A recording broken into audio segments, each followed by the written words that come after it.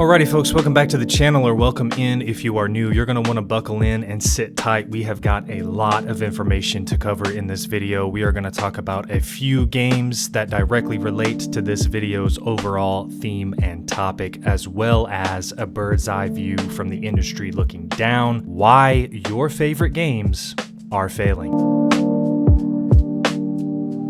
Alrighty folks, we're not going to waste any time. Like I said, we've got a lot of information to cover and we're going to do it in a lightning round style. To start things off, Assassin's Creed Shadows. Now this game has been nothing short of a major controversy since the moment that it was announced. The first cinematic gameplay trailer was revealed and the main characters Yasuke and Naoe, I'm not 100% sure how to say that, please forgive me. Now when I first saw the Assassin's Creed Shadow gameplay trailer, or cinematic trailer rather, I was actually kind of excited for it. I think Assassin's Creed games are usually pretty good, or at least they were, and having a Japanese samurai feudal Japan Assassin's Creed sounded even better. However, the public has not responded to it in that way at all, and this is going to tie into a main overarching theme that we're going to get to later in the video, but there's a few key points that people are fed up with or simply did not approve of for whatever reason. Your opinion is your own, that we'll touch on right now. First and foremost, the biggest of which has got to be the African samurai in the game Assassin's Creed Shadows, known as Yasuke. Again, please forgive me if I'm pronouncing the name wrong. This guy has been nothing short of a cluster since this game was announced. Now, why is that? It seems to be one of a few things. First is the lore, the story, the historical accuracy of who this person actually is in Japanese culture, in Japanese samurai lore. Did he actually exist? How much information do we have on this person existing? Who really were they? Were they really a samurai? All of these things have been circulating around off and on for a little while now, but it seems clear now that at least at this particular point in time, there was enough ambiguity and muddiness to that water, to that story, to that history, if you will, that they were able to take this person and add a little bit of their own creative fling to it, if you will. They chose someone who had just enough history to check out, but also somebody who they could more or less carve their own unique path forward with. Apart from that, we've got the fact that he is an African samurai that has been plopped down in the middle of feudal Japan. Now, you say what you will about the ongoing calamity around the protagonists in a lot of AAA games that are coming out. Again, we'll touch on these overarching themes later in the video. I personally don't really care that much about who the main character of a game is, if it's a man, if it's a woman, if they're African, if they're Asian. I don't care.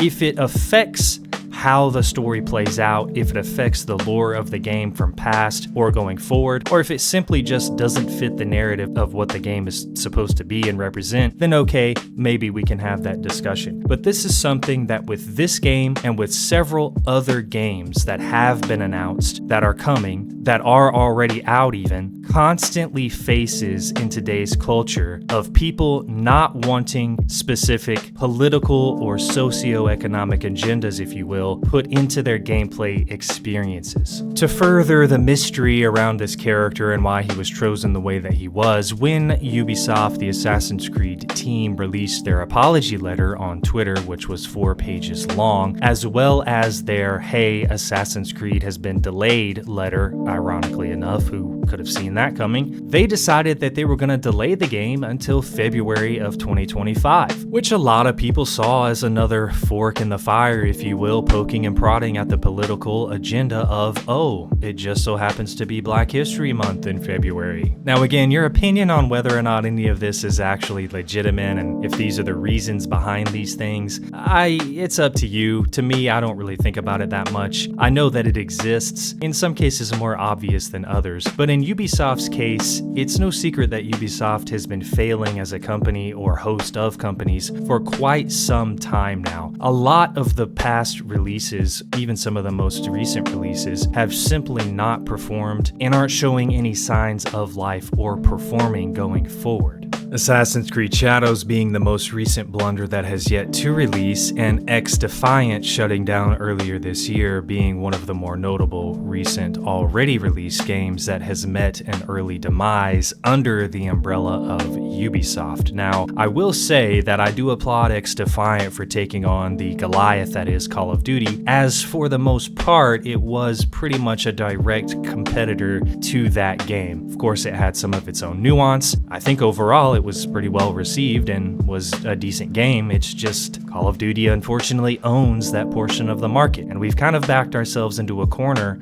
being the consumers and the gamers who continually choose to play that game over others. X-Defiant shutting down and all of the people that worked on that game, as well as all of the studios that were involved in it, resulted in over 300 layoffs, unfortunately, which has plagued the entirety of 2024 more than just about any other year in gaming. So much so for Ubisoft as a whole that there are now rumors and articles circulating that Tencent, go figure again, is swooping in to try to buy out the Ubisoft name. Tencent has had its hands in a lot of releases recently: Marvel Rivals, Delta Force, Arena Breakout Infinite, all coming from a similar region under the umbrella of the Tencent conglomerate. Moving right along, everyone's favorite first-person shooter and battle royale, Call of Duty, specifically Call of Duty Warzone, which at the time of recording this video, sits at a whopping mostly negative review rating on Steam. Anyone who is familiar with my channel and my videos knows exactly how I feel about the Warzone and Call of Duty franchise at this particular point in time, but nevertheless, I will always have plenty of shit to talk about it. And where to begin is as far as it is wide, but we're gonna start with something that was announced just a few months ago: the Embody Audio Enhancement Spatial Immersion Technology whatever headphones, man. Subscription, one-time payment service nobody knows, to pay for enhanced audio features, custom audio profiles based on the headset you're wearing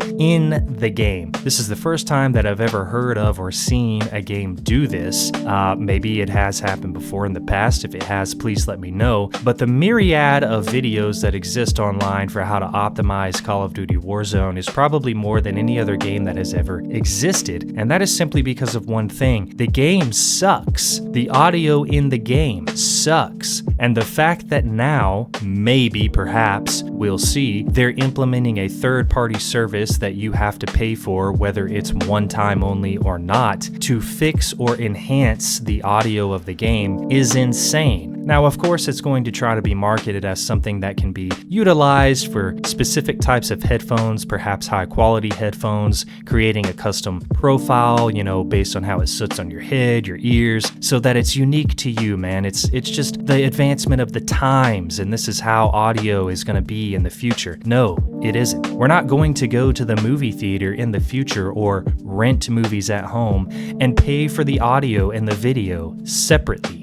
It's ridiculous, along with the myriad of other ridiculous problems that Warzone has struggled from and still does. 20-tick servers, the games to the likes of PUBG have even figured out how to overcome, which is insane considering they're probably worth about a tenth of the overall revenue that Warzone is worth. A ridiculous overall server and network infrastructure, gaslighting most recently their community online by claiming that the visual bug related to the blood spatter on the screen was nothing more than a graphic problem, when everyone knows, and it was posted many times by people testing it, that it was directly related to the packets being processed by the client-side servers, because they're trash. The ridiculous anti-cheat that is Ricochet, why it's still in circulation, I don't know. It should have been abandoned a long time ago. Everyone in the content creation community who streams or plays Warzone at a high level, especially if they do it for a living, will tell you they have probably faced a shadow ban, or people they know have faced a shadow ban. Now, the cheating thing amongst content creators and streamers is another issue. You say what you will about some of those bans being legitimate or not. Regardless, it is an ongoing issue, and it's clear that Ricochet anti-cheat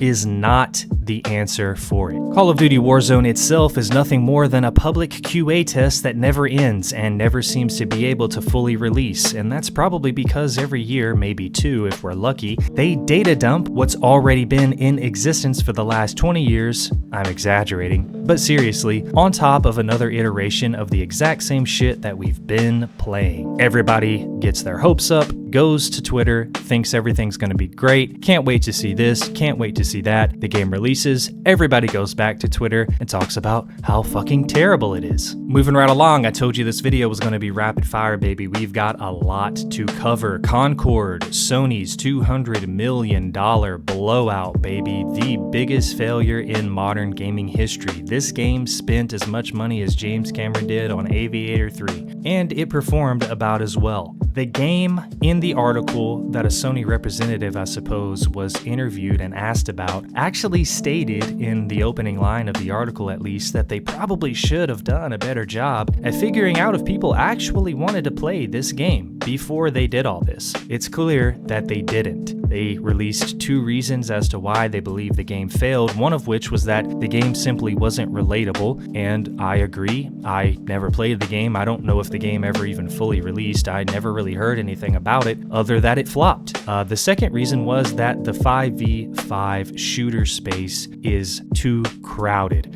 Now, it is a crowded space. That is true. The Valorant people, the Overwatch people, the Counter-Strike people, those are all very die-hard people, but if Marvel Rivals can do it, then I think there's some room for improvement, or perhaps just something different. Overall, I think Concord just completely missed the mark in the sense that here we have an example of a studio, a brand, a name that has plenty of money to spend, clearly, but has no idea what they're making, who they're making it for, or why they're making it. We'll get to that theme, as well as the other themes I talked about earlier, a little bit later when we summarize all of this at the end. Vince Zampella earlier this year sat down with an IGN interviewer and talked about Battlefield and where it's going, as well as its most recent failure, which was 2042. Now, in the article, Vince says, hey man, Battlefield 2042 wasn't a failure. It was actually a pretty good game. We just didn't move quite as many units as we wanted to. I'm paraphrasing here. Vince Zampella was not on the team that produced Battlefield 2042. He was, however, a part of some of the most highly regarded Battlefields of all time, being 3 and 4, and he is now back for the next release of Battlefield. Hopefully, it comes out in true fashion to what we need, what we want, and what we expect from the Battlefield franchise. However, Vince, buddy, Battlefield 2042 was a failure, a complete disaster of a game. It launched abysmally. It was refunded almost to the 9th, 10th degree. It was dropped down more than 75% off so that people would play the game, buy the game, because of how poorly it was received. It was a pristine, squeaky clean, highly saturated Call of Duty-esque looking environment with specialist classes that nobody wanted and a player base that completely dropped off the map. Now, I will give credit where credit is due in every case and say that they did do quite a bit to bring the game back to life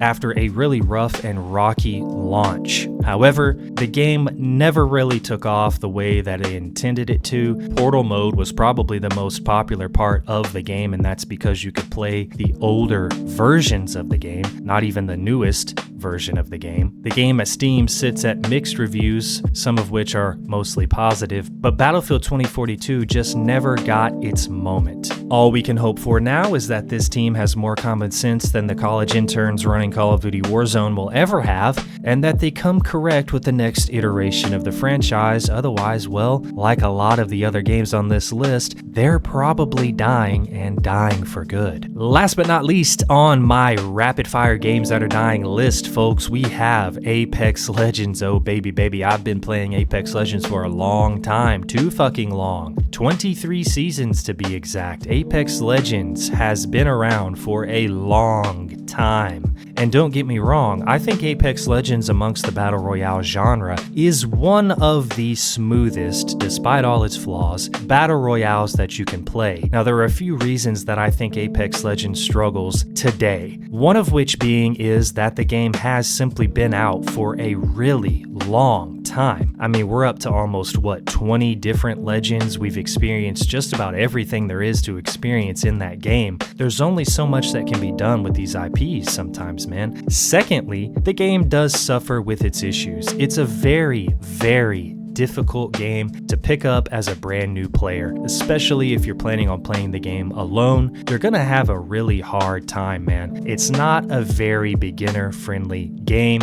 It requires a lot of time investment in understanding how the game works, the movement, all the character abilities, the mechanics, the shooting. It's kind of insane. Third, and again, the most controversial, is the fact that Apex Legends and the dev team have been very open about their characters being of the LGB, you know the rest community. Now again, personally, this type of thing in gaming, I don't really care about it. It doesn't make a difference in how I play the game. Most people probably never even knew that Bloodhound was non-binary, that Gibby was gay, that Loba was a lesbian, and that Bangalore simply just isn't sure what she is, but she'll figure it out one day. However, a lot of people, and we're seeing it more and more and more, are really responding to this type of thing in gaming being very hard to deal with, very controversial, and causing a lot of flack for games. Even before they release, Intergalactic, which was just announced at the Game Awards, has been going through a ton of scrutiny over the same exact thing. A female main character, I guess she's some type of soldier or mercenary for hire. She's shaving her head, and for whatever reason, man, people just don't fucking like it. Same thing with The Witcher 4. I thought the trailer looked awesome. I have no idea what the lore of the Witcher series is.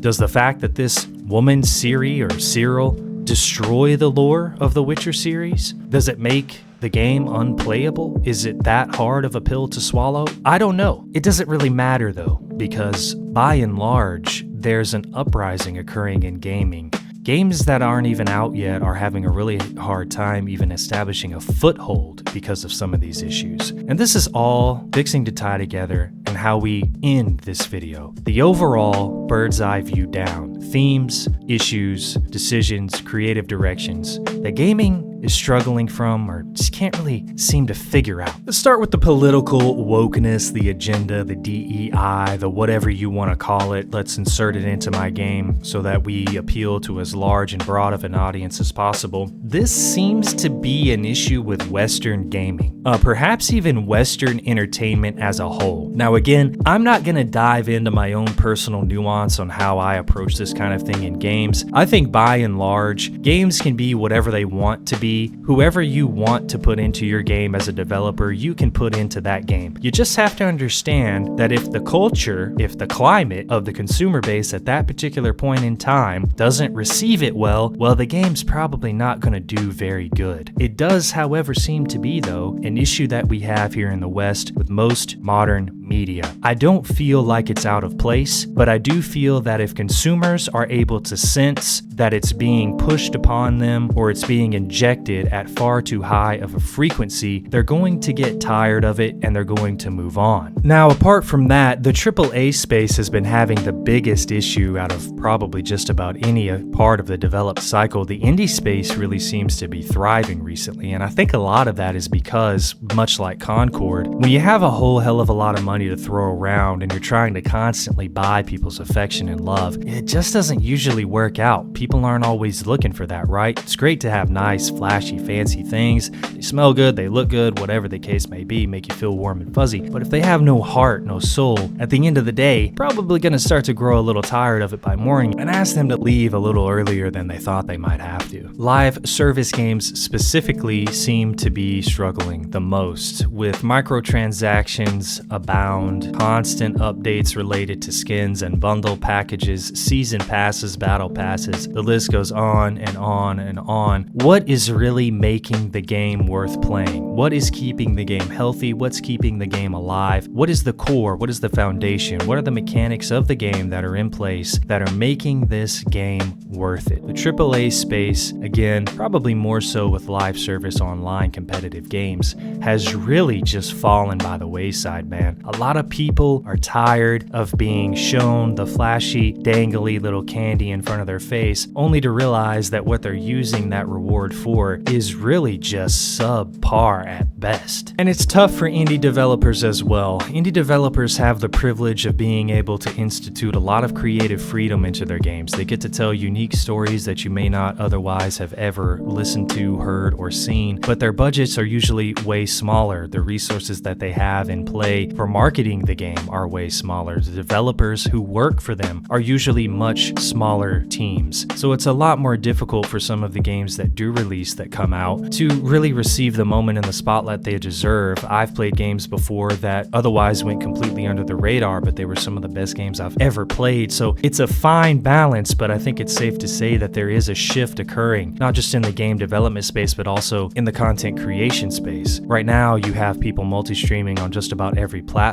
Rumble even, Twitter, X, Facebook, YouTube, Twitch. So the days of one thing working or there being one or two ways to do things are just over. I think that's being reflected in the way that a lot of the consumer market is responding to a lot of games that we would have otherwise just sort of assumed were the best in their field and taken at face value without much question. We're living in an era overall of what I like to call the iPhone effect, and it's exactly what it sounds like. Every year they release a new iPhone. It has one extra lens. Eventually the whole back of the phone will be camera lenses. It has a better chip and maybe a slightly bigger screen, and you're told that it's a revolutionary new product and you watch a 2-hour long presentation about it. Well, it's kind of the same in gaming. Every year, maybe 2, 3, we get a game from a franchise that's extremely popular, has a ton of money. They create cinematic movie quality trailers, and then the final product just fails to deliver. Now, I will say in the RPG space, there are a lot of success stories. A lot of the games that I play fall into the competitive space, fall into the shooter space, but the RPG space has been affected by it too. Largely though, it seems to be more of an issue with shooters or games that are competitive, games that have an ongoing live service model. So credit where credit is due, of course. A lot of the single player experiences that have come out have been rock solid, great games, AAA or otherwise. But at the end of the day, in all of the shifts that are occurring and all of the political agendas that are occurring and being injected into games, and everything that game developers are trying to figure out through their successes and through their struggles, there has to be a fundamental focus on the core of what makes that game fun, playable, true to itself, and has itself an established identity. So many games these days go back and forth trying to please every single person they can to the point to where they end up pleasing